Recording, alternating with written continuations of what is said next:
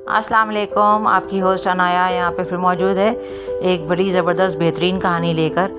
अच्छा, ये कहानी है एक लड़की के बारे में जिसकी नई नई शादी होती है और वो किसी और घर के अंदर जाके रिहाइश इख्तियार करती है अपने शौहर के साथ। तो कहानी हम जल्द से जल्द शुरू करते हैं, टॉपिक की तरफ हम आते हैं। इस कहानी में मैं आपको उसी की ज़बानी शुरू कर रही हूँ। तो एक रात की बात थी कि मैं अपनी आरामगाह में थी और उसके बाद मैं महसूस करती हूँ कि जैसे कि मैं एक किसी खातून के पीछे भागती चली जा रही हूँ और वहाँ भागते भागते मुझे महसूस होता है कि जैसे कि मैं किसी कब्रिस्तान के अंदर दाखिल हो गई हूँ। वहाँ पर अजीब किस्म की आवाज़ें थीं, खौफनाक किस्म की, और वहाँ मेरा सांस फूल जाता है और मैं देखती हूँ कि मेरी टक्कर इत्ते में किसी कब्र से होती है और वो टक्कर जैसी मैं वहाँ गिरती हूँ तो वहाँ पे एक लिखा हुआ होता है कि रजनी श्री राम राधा के नाम से एक कब्र होती है। जो मैं देखती हूँ तो मैं हैरान रह जाती हूँ कि ये तो किसी हिंदू का नाम इस पे लिखा हुआ है, हालांकि ये तो कोई शमशान घाट है जिसके अंदर मैं एंटर हो गई हूँ। इतने में मैं भी खौफज़दा हो रही होती हूँ कि मेरी एक झटके से आवाज़ से आँख खुलती है तो मैं देखती हूँ कि मेरी फूफी जो है वो मुझे पुकार रही होती हैं कि तुम मतलब क्या हुआ, तुम घबराई भी हो, पसीने क्यों आ रहे हैं तुम्हें। मैं बिल्कुल घबराई हुई थी, मेरा सांस फूला हुआ था और कमरे में बिल्कुल अंधेरा था। फूफो मुझे बार बार पूछ रही थी, क्या हुआ बेटा, क्या हुआ, तुम क्या बोल रही थी, ख्वाब में कुछ लग रहा है, आवाज़ आ रही थी। मैंने कहा नहीं फूफो, मुझे ऐसा कोई ख्वाब आया था, मैं डर गई थी और मैंने कलमा पढ़ते हुए उसके बाद वज़ू किया और उसके बाद अपनी नमाज़ पढ़ी तो मुझे सुकून आया।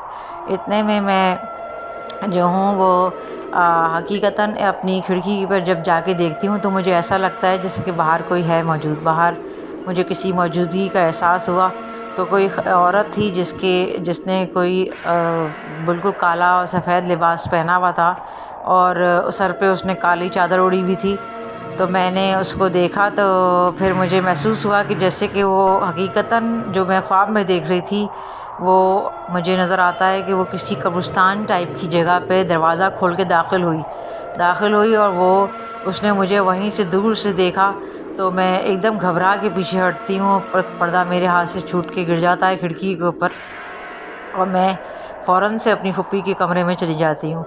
मेरी फूफी जो हैं वो बेसिकली उनका ताल्लुक़ यहीं होता है कराची से और हम लोग वहाँ शिफ्ट हो जाते हैं। लाहौर के अंदर एक बड़ा जंगलों वाला इलाका था, जंगलात वहाँ पे थे, काफ़ी हरियाली थी और बहुत ही खूबसूरत और पॉश इलाका था। मेरे हस्बैंड जो थे वो गवर्नमेंट मुलाजिम थे और मेरी शादी को तकरीबन 2 से 3 माह हुए थे और मैं नए इस घर में शिफ्ट हुई थी। उसके बाद जब मेरी फूफो के पास मैं जाके बैठती हूँ तो मैं सुकून का सांस लेती हूँ। इतने में मेरी फूफो कहती हैं काफ़ी गर्मी हो गई, चलो हम ऊपर चलते हैं। हम लोग दोनों ऊपर चले जाते हैं। घर की जो छत थी वहाँ पे हम ऊपर जाते हैं तो ऐसा महसूस होता है कि जैसे कि वहाँ जो है वो बराबर वाली जो छत है वहाँ पे कोई लड़की खड़ी हुई है। हम लोग देखते हैं तो हम देखते हैं कि वो हो सकता है उसको भी गर्मी लग रही हो, ये सोचकर हम उससे उसको देखते हैं। वो थोड़ी देर हमें देख के मुस्कुराती है, उसके बाद फिर वो नीचे चली जाती है अपने घर के नीचे से। बराबर में बिल्कुल छतें चूँकि हमारी जुड़ी हुई थी तो हम एक दूसरे को आसानी के साथ देख सकते थे। इतने में मेरी फूफो कहती हैं कि बेटा मैं तो अब थक गई हूँ, मैं नीचे जा रही हूँ घर के अंदर। और उसके वो चूँकि 2 मंजिला घर था और वहाँ पे काफ़ी सारे घर एक दूसरे के साथ जुड़े हुए थे। जो पीछे ग्राउंड था उस ग्राउंड के बाद वो जो ख्वाब में देखती हूँ तो वो ख्वाब में ग्राउंड के बाद एक कब्रिस्तान जैसी जगह बनी हुई थी जो मुझे ख्वाब में दिखाई दी थी। इतने में फूफो मेरी चली जाती हैं तो मैं थोड़ी देर वहीं पे अपना टहल रही होती हूँ और मुझे सर्दी सर्दी सी फिर महसूस होने लगती है। तो मैं सोचती हूँ कि चलो ठीक है, मैं जो हूँ वो नीचे चली जाती हूँ। तो मैं महसूस करती हूँ कि दोबारा वो लड़की छत पर आई है और उसने मुझे देखकर मुस्कुराना शुरू कर दिया। तो मैंने उससे पूछा कि आप यहाँ पे कब से हैं? तो उसने कहा कि मैं तो यहाँ पे कई सालों से हूँ, मैं, मेरे अम्मी अब्बू सब यहीं पे रहते हैं। उसके बाद फिर तकरीबन रोज़ का ये मामूल होने लगा कि मैं उसके साथ मिलती थी, बात करती थी। फिर मैंने फूफो मेरी जो थी कुछ दिनों के लिए वापस कराची गई तो मैंने उस लड़की को अपने घर भी बुला लिया। और चूँकि मेरे शौहर जो थे वो गवर्नमेंट ऑफिसर थे, उनकी अक्सर नाइट की ड्यूटियाँ होती थी तो मैं उस लड़की को अक्सर अपने घर पे बुला लिया करती थी। वो मेरे घर आया जाया करती थी और मैं उसके साथ काफ़ी फ्रेंडली हो गई, दोस्ती हमारी हो गई। उसके बाद एक दिन क्या हुआ कि मैंने उसको कुछ खाने पीने की चीज़ें दी तो उसने मुझे मना कर दिया कि नहीं, मुझे कोई भी चीज़ खाने पीने की नहीं चाहिए। मैं ये सब तमाम जितने भी ये आइटम हैं, जितने भी आप बनाती रहती हैं खाने पीने का, जैसे कि गोश्त है, टिक्के हैं, कबाब है, मैं नहीं खाती। तो मैं तो बस सब्ज़ियाँ वगैरह खा लेती हूँ। तो मैंने कहा अच्छा चलो, हो सकता है कि शायद नहीं खाती हो, क्योंकि उसका नाम से ज़ाहिर हो रहा था जैसे कि वो या तो क्रिश्चियन है या फिर वो कोई इंडियन लड़की मुझे लग रही थी। मैंने कहा हो सकता है ये लोग शायद गोश्त वगैरह से अवॉइड करते हों, तो मैंने उसको बिल्कुल ऐसा समझा कि जैसे कि मेरा वहम है, और मैंने उस ख़्याल को अपने आप झटक दिया। उसके बाद काफ़ी दिन तक वो लड़की मुझसे इसी तरह मिलती रही। तो बारिश एक दिन शुरू हो गई ठंड की वजह से, तो वो घबरा के फ़ौरन नीचे चली गई मेरे घर से, और उसने कहा कि नहीं, मैं अपने घर जा रही हूँ, ये कह के वो उस घर के अंदर दाखिल हो गई। मैंने ख़ुद देखा कि वो अपने घर के अंदर दाखिल हो रही थी। मैंने कहा अच्छा ठीक है। मैंने उससे पूछा एक दिन, कुछ दिन की बात गुज़र गई जबकि भाई तुम्हारे वालिदैन वग़ैरह जो हैं वो कहाँ हैं और क्या होते हैं? तो उसने कहा कि वो काफ़ी अरसे से मुल्क से बाहर गए हुए हैं, तो इस वजह से मैं जो हूँ वो फ़िलहाल अकेले हूँ। तो मैं सोचने लगी कि ये कैसे हो सकता है कि ये लड़की अकेले उस घर के अंदर रह रही हो। फिर मैंने कहा चलो ठीक है, मैं किसी दिन इंशाल्लाह तुम्हारे यहाँ चक्कर लगाऊंगी। अच्छा, इतने में फिर एक दिन क्या हुआ कि मेरी फुप्पो चूँकि वापस आ चुकी थी लाहौर से, मैंने उनसे ही पूछा तो उन्होंने कहा पता नहीं बेटा, मुझे तो नहीं मालूम कि बराबर में कौन है, इधर सीधे हाथ की तरफ या उल्टे हाथ की तरफ जो भी घर हैं। मेरा तो किसी से ज़्यादा ख़ास मिलना जुलना नहीं है, मैं तो सिर्फ़ और सिर्फ सब्ज़ी या फ्रूट लेने के लिए या गोश्त लेने के लिए बाहर चली जाती हूँ। तो फिर मैंने सोचा कि चलो ठीक है। मैं चूँकि तन्हाई का शिकार थी, मुझे बार बार खौफ भी आता था, और फिर अचानक मुझे दोबारा वही वाला ख्वाब नज़र आने लगा। एक रात मैं सो रही थी तो मैं डर के मारे बहुत ज़्यादा दहशतज़दा हो गई, और मैं तेज़ी से नीचे घर के उतर के जाने लगी। तो मैंने देखा कि मेरे शौहर जो थे वो बाहर से दरवाज़ा लॉक करके गए हुए थे, तो मैं घर से बाहर नहीं जा सकी। मैं जल्दी से ऊपर चढ़ गई छत पे, तो मैंने देखा कि वो वहीं अपनी छत पे खड़ी हुई है। बराबर में जो लड़की थी जिसका नाम कुछ अपना बता रही थी कि मेरा नाम रजनी है। अच्छा, मैं हैरान थी कि रजनी ही के नाम का बोर्ड मैंने उस कवर पे भी देखा था जब मैं ख्वाब देख रही थी। मैंने कहा हो सकता है ये मेरा कोई इत्तेफाक हो, और मैंने आराम उसको ख़्याल को अपने दिमाग से निकाल दिया।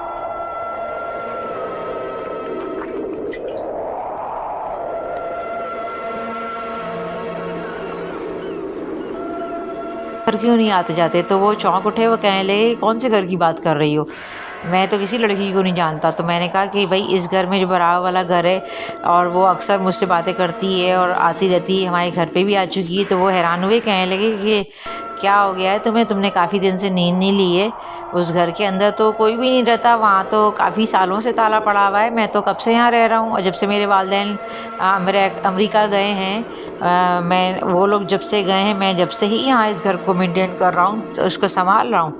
तो वो मैंने कहा कि अच्छा क्या बातें कर रहे हैं, पता नहीं आप अपने मजाक से बाज आ जाएं, मैंने उनको ये कहा। तो उसके बाद वो मेरे हस्बैंड मुझ पे हंसने लगे और कहने लगे कि अच्छा जाओ, तुम ऐसा करो, नींद पूरी कर लिया करो जब मैं घर पे नहीं हुआ करूँ। मैं फिर अपने आराम से उनके साथ घूमते फिरते, हम लोग शॉपिंग करते हुए बाज़ार से चलते चले आ रहे थे। तो इतने में अचानक मुझे वो बाज़ार में नज़र आती है। बाज़ार में मैंने उसे देखा तो मैंने उसे दूर से वेव किया, उसने भी मुझे वेव किया, और उसके बाद जो है मैंने देखा कि वो वही अपने लिबास में थी। और उसके पास से मैंने एक चीज़ नोट करी उस वक्त कि कई लोग उसके पास से गुजर रहे थे, लेकिन कोई भी उसको नहीं देख रहा था।